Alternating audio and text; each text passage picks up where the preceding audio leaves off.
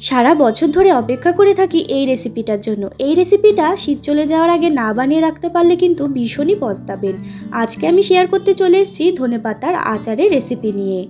এই শীতের সময় কিন্তু ধনেপাতা ভীষণ পরিমাণে সস্তা, আর সেই সস্তা ধনেপাতা দিয়েই আমি দারুণ স্বাদের টকঝাল মিষ্টি একটি আচার তৈরি করে ফেলেছি। এই রেসিপিটা কিন্তু আপনারা 1 বছর ধরে সংরক্ষণ করে রাখতে পারেন। এই রেসিপিটা গরম ভাতের সাথে জাস্ট অসাধারণ লাগে। নমস্কার, মায়ের রান্না অ্যান্ড ব্লগ চ্যানেলে আপনাদের সকলকে জানাই অনেক স্বাগত। আমি আজকে শেয়ার করব ধনেপাতার আচার। সম্পূর্ণ ভিডিওটা দেখার অনুরোধ রইল। তো চলুন ঝটপট করে শুরু করি। তার আগে যারা এখনও আমার চ্যানেলটাকে সাবস্ক্রাইব করেননি, নিত্য নতুন ভিডিও দেখার জন্য চ্যানেলটাকে সাবস্ক্রাইব করে পাশে থাকা বেল আইকনটা অবশ্যই ক্লিক করে রাখবেন। তো এখানে প্রথমেই আমি নিয়েছি 2 আটি মতো ধনেপাতা। দেখে বুঝতেই পারছেন ধনেপাতাগুলো কতটা ফ্রেশ। আর ধনেপাতাগুলো কিন্তু আমি এরকম করে ধনেপাতার যে শিকড়গুলো আছে সেগুলো কিন্তু আমি টেনে ছিঁড়ে দিচ্ছি। এরপর ধনেপাতাগুলো কেটে কিন্তু ভালো করে আমি জল দিয়ে ধুয়ে রাখবো। এই রেসিপিটা কিন্তু অনেকেই অনেক রকমভাবে করেন, তবে আমি যেইভাবে করি সেটাই আজকে শেয়ার করব। তো চলুন বন্ধুরা, আমার কিন্তু ধনেপাতাগুলো কেটে আমি ধুয়ে রেখেছি। তারপরে আমি এখানে একটা মিক্সিং জার নিয়ে নিয়েছি। মিক্সিং জারের মধ্যে আমি দিয়ে দিলাম ধনেপাতাগুলো দিয়ে কিন্তু আমি একটা মিহি পেস্ট তৈরি করে নেব।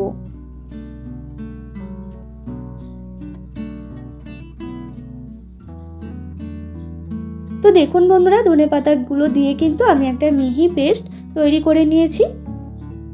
দেখে বুঝতেই পাচ্ছেন কতটা পরিমাণে মিহি হয়েছে পেস্টটা। এরপর আমি আগে বাটির মধ্যে তেঁতুল ভিজিয়ে রেখেছিলাম। তেঁতুলটাকে ভালো করে হাতের সাহায্যে এরকম চটকে চটকে কিন্তু আমি এটার একটা পাল্প তৈরি করে রাখবো। তো দেখুন বন্ধুরা, খুব ঘন পরিমাণে পাল্পটা তৈরি হয়ে গেছে। আমি এবার তেঁতুলের যে বীজগুলো আছে সেগুলো কিন্তু আমি ছেঁকে ফেলে দিচ্ছি। এইরকম ছাঁকনির সাহায্যে কিন্তু ছেঁকে রাখলে কিন্তু আরও ভালো করে পাল্পটা বের হয়ে যাবে, একটাও দানা থাকবে না তেঁতুলের।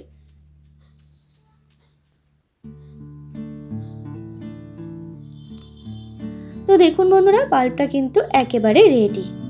তো চলুন সরাসরি আমি গ্যাসে একটি কড়াই বসিয়ে দিয়ে তার মধ্যে দিয়ে দিলাম পরিমাণ মতো সর্ষের তেল। তেলটা একটু বেশি পরিমাণেই দিতে হবে, আর এই রেসিপিটা কিন্তু সর্ষের তেলেই করতে হবে। তো দেখুন তেলটা গরম হয়ে গেলে এখানে দিয়ে দিতে হবে সাদা সর্ষে এবং কালো সর্ষে ফোড়নের জন্য, আর দিয়ে দিলাম গোটা শুকনো লঙ্কা। শুকনো লঙ্কাগুলো আমি একটুখানি চিড়ে দিয়েছি। এরপরে আমি ফোড়নটাকে একটুখানি ভেজে নিচ্ছি। ফোড়নটা একটু ভাজা হয়ে গেলেই দিয়ে দিতে হবে কয়েক কোয়া রসুন। এইখানে 6-7 কোয়া মতো রসুন দিয়েছি গোটা। আপনারা চাইলে কিন্তু থেতো করেও দিতে পারেন কিংবা কুচি করেও দিতে পারেন। তারপরে আমি দিয়ে দিলাম তেঁতুলের পাল্পটা। তেঁতুলের পাল্পটা দিয়ে একটু ভালো করে নাড়িয়ে চাড়িয়ে নিচ্ছি। তো দেখুন বন্ধুরা, তেঁতুলের পাল্পটা দিয়ে কিন্তু খুব ভালো করে নাড়াতে হবে। যেহেতু এটা আমি 1 বছর ধরে সংরক্ষণ করে রাখবো, তাই জন্য তেঁতুলের মধ্যে যে জলটা আছে সেটা কিন্তু একেবারে শুকিয়ে ফেলতে হবে। এরপরে আমি একে একে দিয়ে দিলাম হলুদ গুঁড়ো, লঙ্কার গুঁড়োটা আপনারা যে যেরকম ঝাল খাবেন সেই পরিমাণ দেবেন, আর দিয়ে দিলাম চিনি। এবার মশলাগুলোকে ভালো করে কিন্তু আমি একটুখানি কষিয়ে নিয়েছি তেঁতুলের পাল্পটার সাথে।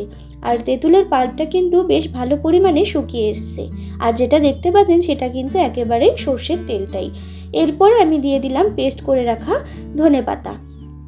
এবার ধনেপাতাটা দিয়ে কিন্তু ভালো করে নাড়িয়ে চাড়িয়ে নিতে হবে। তো দেখুন বন্ধুরা, ধনেপাতাটা দিয়ে কিন্তু খুব ভালো করে আমি নাড়িয়ে চাড়িয়ে নিয়েছি, আর ধনেপাতার কালারটা কিন্তু একেবারে আচারের কালার হয়ে গেছে। দেখে বুঝতেই পাচ্ছেন কতটা টেস্টি হয়েছে। এরপরে আমি দিয়ে দিচ্ছি পরিমাণ মতো বিট লবণ, আর বিট লবণটা দিয়ে নাড়িয়ে চাড়িয়ে নিলেই কিন্তু আমার রেডি এই ধনেপাতার আচার। তো বন্ধুরা, তো চলুন আমি একটা বাটির মধ্যে সার্ভ করে দিচ্ছি। আপনারা চাইলে কিন্তু কাচের বয়ামেও রাখতে পারেন 1 বছরের জন্য। আমার এই রেসিপিটা ফলো করে একবার বানিয়ে দেখবেন, ভীষণ ভালো লাগে। গরম ভাতের সাথে এই রেসিপিটা কিন্তু জাস্ট অসাধারণ লাগে। তো বন্ধুরা, আমার এই ধনেপাতার আচারের রেসিপিটা কেমন লাগলো অবশ্যই কমেন্ট করে জানাতে ভুলবেন না। ভালো লাগলে অবশ্যই একটা লাইক শেয়ার করবেন, আর যারা এখনও চ্যানেলটাকে সাবস্ক্রাইব করেননি তারা সাবস্ক্রাইব করে পাশে থাকবেন নিত্য নতুন ভিডিও দেখার জন্য। আবারও হাজির হব নতুন রেসিপির সাথে। ধন্যবাদ।